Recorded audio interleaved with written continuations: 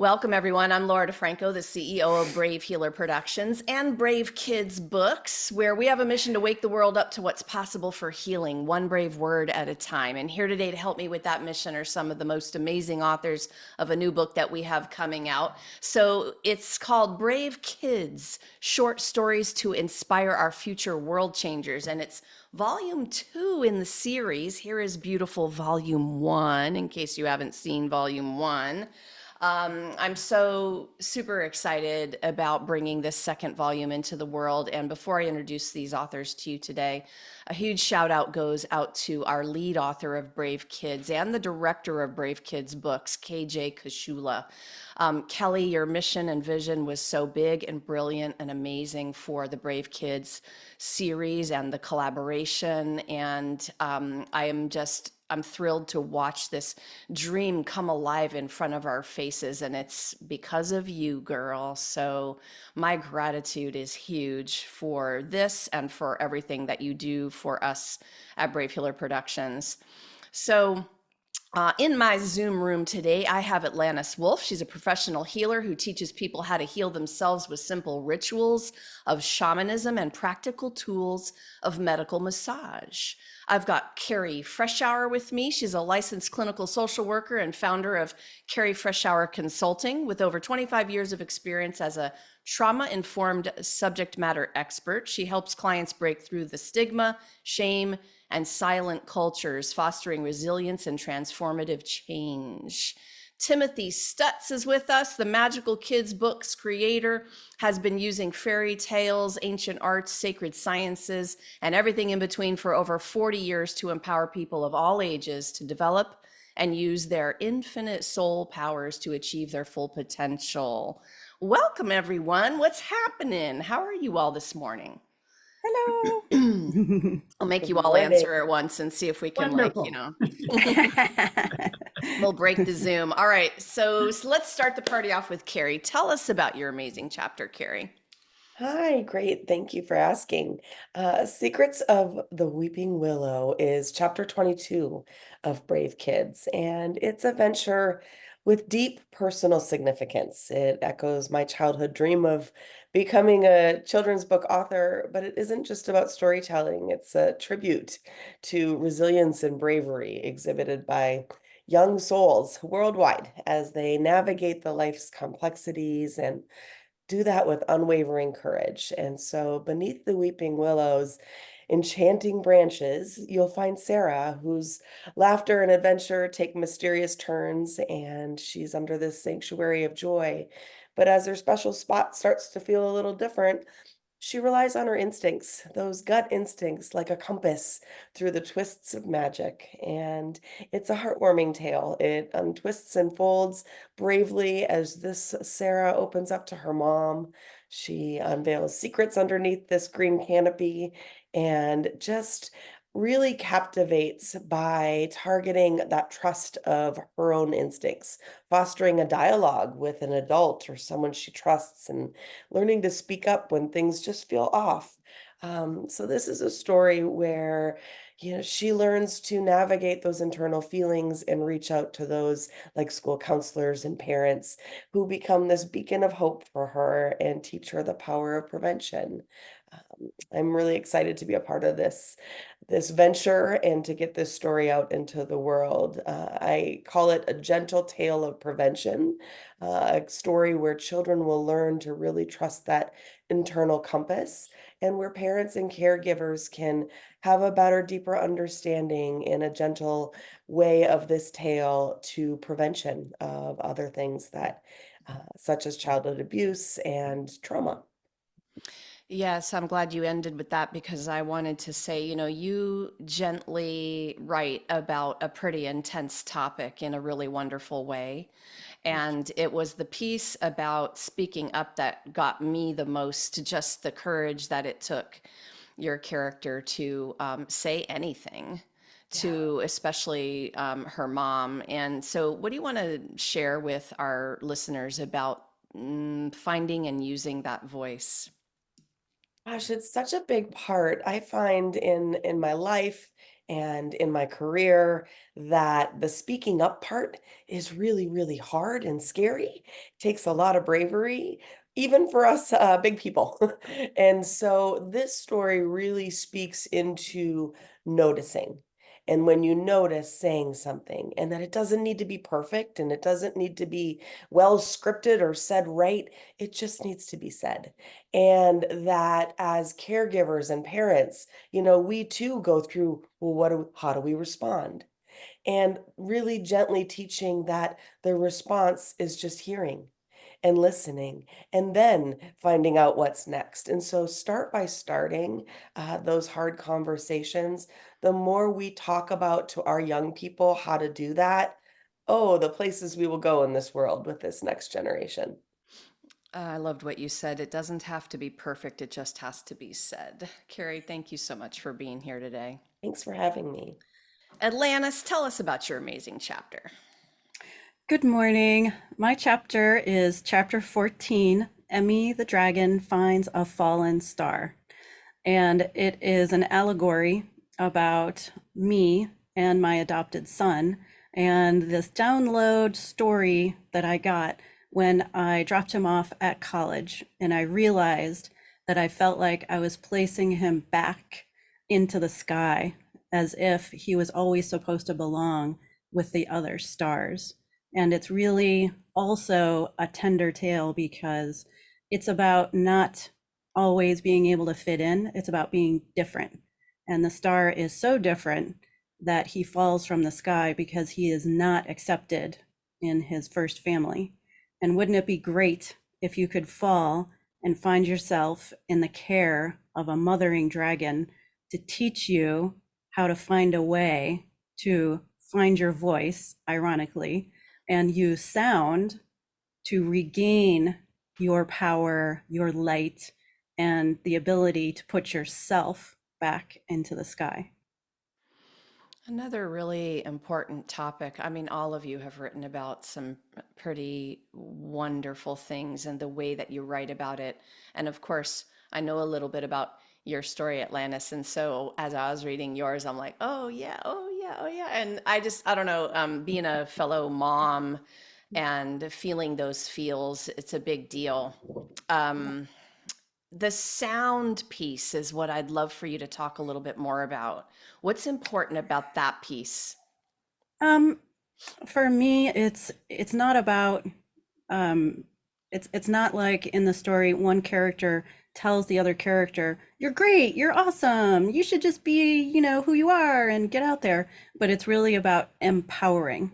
And the way that we empower ourselves is through our voice. But sometimes we don't have the words. And so we start out just by humming or toning, just so we can get used to the power that we can generate through our own voice, even when it's just inside of us. And the idea is to get him comfortable toning and then making a louder sound and a louder sound. And every time he makes a sound, his energy gets bigger. So he starts out by being this little tiny pearl of a star. And every time he says something louder, because it's really just about tone, it's not a word, it's the act of having a loud sound. He gets bigger and brighter and higher and lifts himself up. And we all have that ability. We all have the ability to tone, to hum, to yell when we're upset. We don't have to give it a word. We can be so emotional that there is no word and we just want to scream. We just absolutely have to scream and get out what is inside of us so that we can come back into balance and figure out what's going on inside my body. Why is everything in conflict? And so I see it as a way to bring balance to ourselves. Yeah, powerful way. I can feel, just as you're talking about that scenario, can feel that energy getting bigger in a good way, a powerful way, empowerment in that energy. I love it. Mhm. Um, Thank you for being here today. You're welcome. Timothy's chapter, y'all, is very unique. You're going to see why in this book. What do you want to tell us about it, Timothy? I can say this whole process has been magical, and it's even magical right now. I don't know if anybody else noticed, but as Atlantis was just sharing with you. And as she talked about the voice getting bigger and bigger and bigger, I don't know if she intentionally did this, but she moved closer to the screen, so she kept getting bigger and bigger and bigger as she was saying that. It was absolutely magical, just like this book is magical. So it's chapter 20. I am Bliss Buzzy Bee. I am Wham Bam Shazam. And the Wham Bam Shazam was not in there when I originally wrote the story, and just the collaboration between the different authors helping each other edit the stories and everything brought that out, along with many other magical changes in the story that I never expected to come out. So Bliss Buzzy Bee, the character, came into being because I'd already written two children's stories with bees, The Ballad of the Bees and I'd Rather Be, and I wanted a trilogy. And my main character in all my stories is Blissberry Bear. So it's like, okay, this is going to be a Bliss Buzzy Bee, and Bliss Buzzy Bee is going to bump into Blissberry Bear in midair and suddenly transforms into this magical character that we all need teachers in life. And when we find a teacher by happenstance or by searching, our lives can change magically. So I had no idea what was going to happen when I started writing this story, but that's what happened. This Bliss Buzzy Bee was actually named Kauai until she bumped into Bliss Buzzy Bee. And after that meeting, she changed and then buzzes and hums throughout the universe and throughout the earth, sharing her wisdom and giving kids choices. So always showing the opposites and how to choose and make choices between those which support children and families in all ways versus the other, which might lead to a different direction. And it's Yeah. all done in poetry, which is all done in rhymes, which amazes me because up until 3 years ago, I never wrote in rhymes. And all of a sudden, every story that I've written has come out in rhymes. So it shows me the power of writing children's stories, that they change adults' brains as well as children's brains and hearts. That has been evident over and over and over with this book and these stories. And I'm such a poetry and rhyming geek. Like I'll just like do this set along to your story, feeling the rhythm of it and kind of because you're kind of singing it when it rhymes like that, which is so much fun. And another really important topic of decision making, choice making. That's, oh my gosh, like think about that just in your life in general, life changing kind of moment to understand the choices you're making, if they're aligned or not aligned. So I love, love, love, love this topic. I'm curious about this. You just started rhyming thing. As you know, magic happens through us, right? And I know you're one of the people who would say, "Yeah, it's moving through me." Is that something? What do you think happened lately? I have no idea what happened when the first bee book I wrote, The Ballad of the Bees, that was because my illustrator called me up and said she needed a bee book for a film festival. And could I do something in rhyming? And I'd never done anything in rhyming. So I asked my mom for help to just write all bee terms down, and that came out. But after I wrote that, there was no rhyming in any of the stories that I've written until all of a sudden one day I started to sit down to write another story, and it started coming out in rhymes. And then after that, they've just kept coming in rhymes. Um, And so there it I don't know was. what it is, except, Einstein said, if you want your children to be brilliant, tell them fairy tales. If you want them to be even more brilliant, tell them even more fairy tales. Mm, So I know that I've written 160 some fairy tales now. And I think just this whole process of opening myself up to allowing, like you said, what needs to flow through, and what the magic was to make it come out in rhymes, I have no idea, but I'm very happy with it. we like that And magic. I'll share this with you, Laura. What I've discovered with rhyming is that in order to rhyme, you really have to think about what you're doing. It just doesn't come off the tip of your tongue. And I think if more people took the time to rhyme, they would be more careful with what they do speak and be more loving with their words. So that's one of the things that I've learned from rhyming is to just slow down, be present, really think about what I'm thinking, listen to other people, respond from my heart rather than just my head wants to say this as they're talking, etc. Yeah, another really powerful idea. Timothy, thank you for being here today. And Oh, thank thank you. all three of you, big thank you, not just for saying yes to this. And I know Atlantis has said yes several times to these collaborations. Timothy, you were in our first one as well, correct? Oh, no, you weren't? Okay. So, after 75 titles, I'm starting to lose track. But thanks not just for saying yes to being in this, but also for just taking up the challenge and not even only writing, but now writing for children. This is a very specific talent and imagination connection and all the passion you all had to be able to do that, and you did it so brilliantly. This book is other level magic. I mean, I'm just going to keep describing it as I don't know what, because I feel like it's coming from a very, very, very magical place. And very grateful to all of you for being here with this. So, um, one of the biggest ways I think that we help our kids is to honor their emotions and give them space to feel. For me, feeling is healing, and feeling is an awareness practice. And you've all touched on this a little bit already, which is brilliant. But one way I practice awareness is through journaling. That's my favorite way. It gives me the space I need to move these thoughts onto the page, shift my energy. I get to really observe what I'm thinking that way, and it's powerful for me. Atlantis, what's one of the ways you practice awareness that helps you?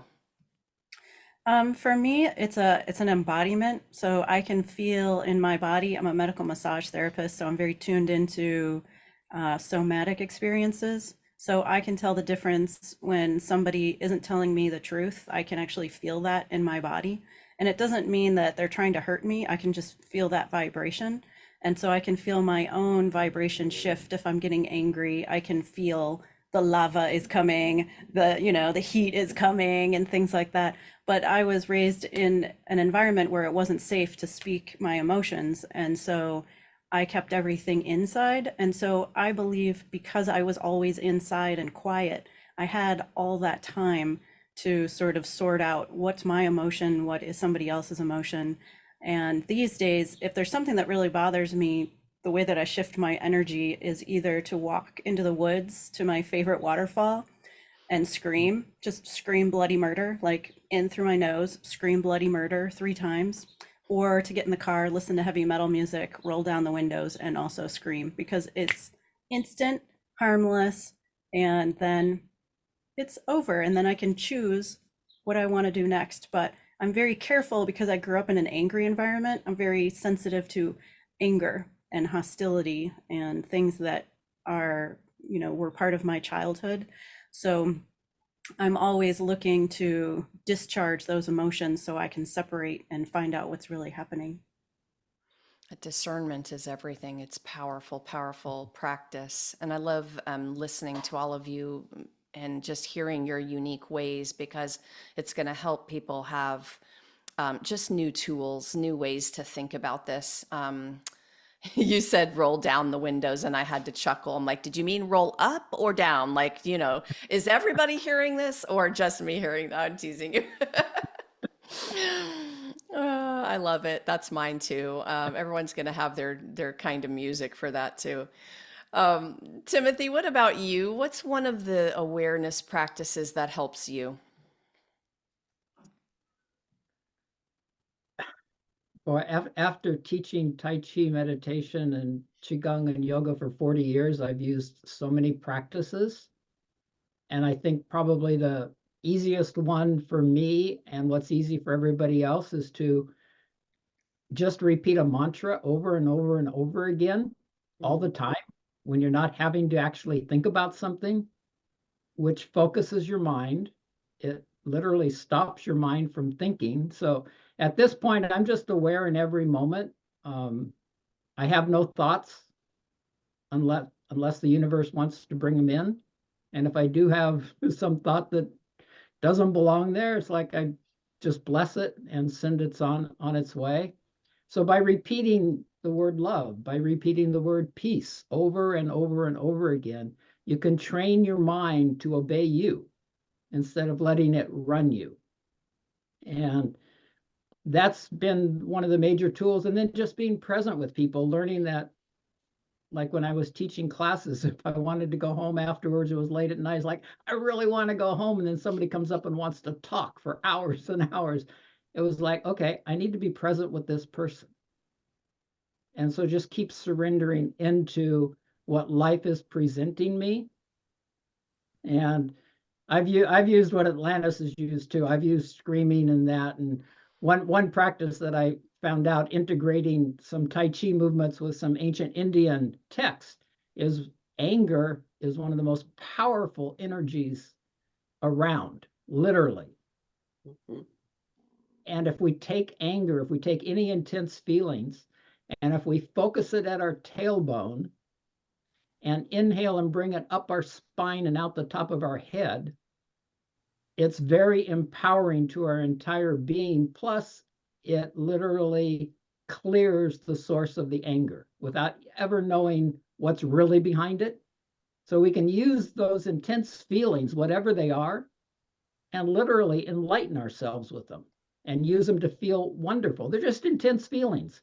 Feel good about it, scream about it, use it to enliven your body. I love it. I love listening to all of the ways, and so far both of you are talking about very embodied ways, which I think that's the path is right here. That's what makes this so brilliant. You always have a choice and any time to access that power. Carrie, how about you? What's an awareness practice that you like that helps you? Yeah, a little bit of all the things. Hearing everyone talk, I guess the first thing that came up for me as I was listening to everyone else is this sounds a lot like the tools we teach in therapy. In my clinical practice, we're teaching mindfulness and we're talking about sound therapy and healing and how that builds resilience. And I call it scream therapy. I prescribe that to all my clients, like get in your car and scream, get out that anger. And first and foremost, acknowledge the feeling, like name it. Really name it. Give it some love. It needs to be heard and seen, just like we talked about earlier. For me, it's evolved over the years. I, like you, Laura, very much am a journaler. And I have always used that, or for many, many years had used that, took a little bit of a break, and had to go through some anger stuff. And the writing was just too much, but it has been probably the thread throughout my life. I, like Atlantis, come by some of the ways I am and how I've learned to be resilient and brave myself is through childhood adversity. And as a survivor, it was someone taught me early on to get those thoughts in between my ears out on paper. For me, it's very cathartic to get from here, literally down the arm, out the hand, onto the paper, and out into the world. How that's refined for me over the years is really what I call my morning ritual. And I combined gratitude and affirmations. I combined journaling and devotion. And I just make sure that my day consists of that in some way, even if it can't be the first thing in the morning for a variety of reasons. That's a part of my day, that ritual. Sitting down and finding some peace and quiet and being grateful, even in the hard, for something, finding something to be grateful for. Some days it's just that I have a cup of coffee, and you can't get it out, and other days it's overflowing, lots of days. So I use that as a ritual to really keep myself grounded. And yeah, thanks for asking. There's so many ways, right? You all could have said 100 different tools because I know you practice all kinds. Music is at the top of my list for this. Mm, For the anger and intense emotions, I will also add punching pillows. So, good one. if the pillow was in the car, it would be really great, right? We could punch and scream, but that's a little too much for driving. So, but there's so many tools, so many things, and yeah, I I often get the answer in interviews about connecting with nature. And Atlantis talked about walking in the woods. I know everyone's going to have a nod to that because that's also just an instant energy shifter for most people is to be out earthing and in nature in some fashion. I've had a lot of hawks lately this week, literally coming to the tree that's above my head where I'm sitting and just perching for a while. And it's like, I know when that happens, right? Timothy earlier was making me think of animal medicine with the bees. And that's, yeah, oh my gosh, we could talk about that for 3 hours. Okay. So here's a last question for all three of you. And it's a short one, but it's a big one. Timothy, why is it important to help our kids be brave? Mm.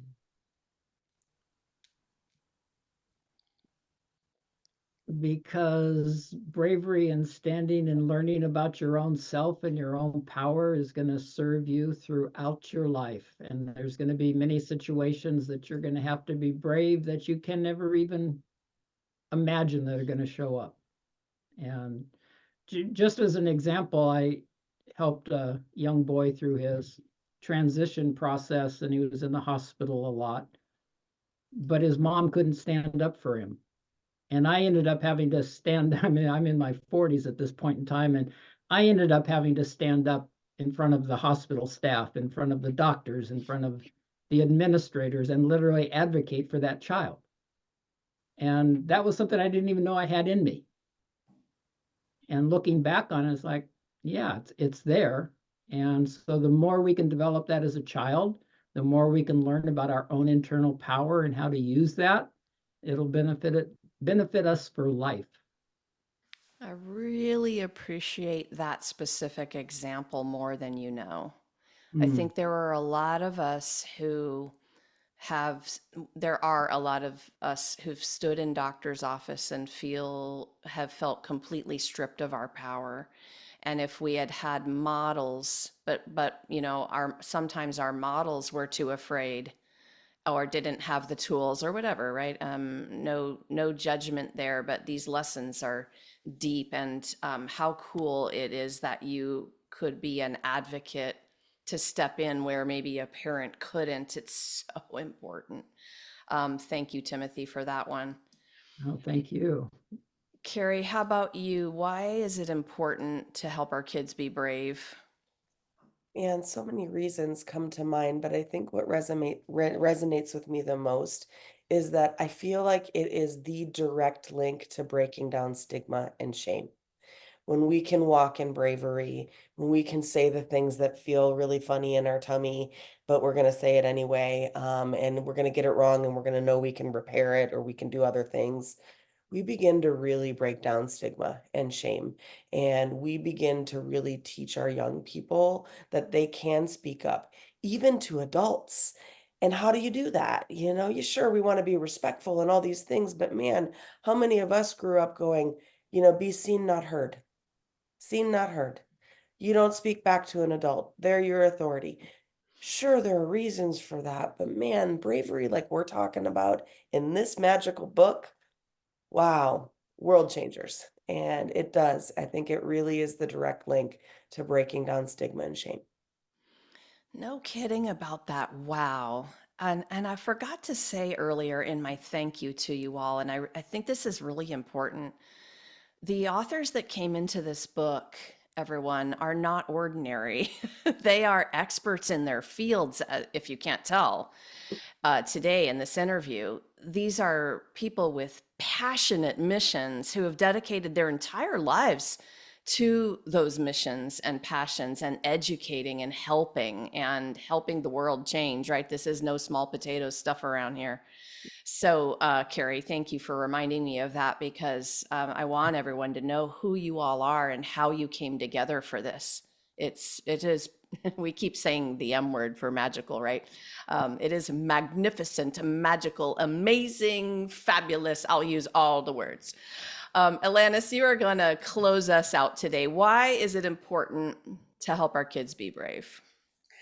So I believe that childhood is one of the most confusing times in life because you go to kindergarten and you're told, be nice, be quiet, be small, be agreeable, and then you go home and you're being abused and you're being, told to do certain things that you don't believe in. Your feelings are not necessarily listened to. You're not necessarily being supported.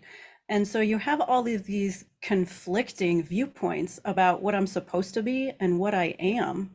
And I think that for me personally, I watched my second son was my daughter's best friend, and he came to they moved into the area. His family moved into the area in 5th grade, and they became friends because she was laughing so hard because she's funny that she actually knocked her back into his back at the lunchroom and then said, "Oh, hi. Do you want to be friends?"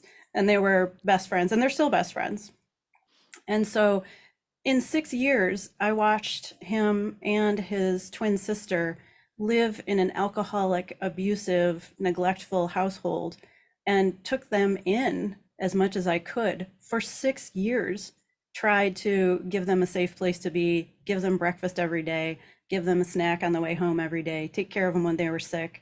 And, he tried to commit suicide twice because in our population, people who are transgender are more likely to commit or attempt to commit suicide than anyone else. And I kept telling him, just hold on. I can't get you. Your mom won't let go of you. And so I took the police to their house the day after their 18th birthday and took both of them out because he believed I would do it for 6 years. So it's important to be brave because you could save a child's life and you don't know how big their emotions are. They're so little and so vulnerable, and they have such huge emotions, and they're trying to work it all out. And by giving them the tools to find one person, they only need one person, you could save their life. And that's why it's important. Thank you, Atlantis. And you might be that one person, y'all. You might be the only one person. Yep. What a way to wrap up today. Thank you for that. Thank you for your heart. And Carrie, Atlantis, Timothy, thank you all so much for what you do in the world. And thanks for being here today to share it with everyone, you guys. Thanks. Thanks for having us. Thank you for facilitating this book and all the books you're facilitating, Laura, and bringing all of this love and wisdom into the world in so many ways on so many different topics for children and adults. Thank you. Well, that was why I was born. So you're welcome. My pleasure. And for all of you listening today, I know you're getting some goosebumps. You're resonating with a lot of what these expert authors are saying. This is way more than a book. It's a generous community. So drop down into the show notes because all of our authors are hooked up with their sites and links. Please go explore what they're up to. It is a lot of amazing stuff. And carry on the conversation. They're there for support and to answer a question or carry these conversations on. And of course, we want you to join us for our book launch party. It's going to be March 8th. I'm going to have all of the authors of Brave Kids Volume 2. We're going to be dropping some more inspiration and wisdom for you. March 8th at 12 noon Eastern. The info for that is below as well. And if you happen to be listening to this interview anytime around that date, well, that means that the book is also ready and you should hop over to Amazon and grab your copy. Lastly, everyone, remember your words change the world when you're brave enough to share them. So it is time to be brave. See you next time, everyone.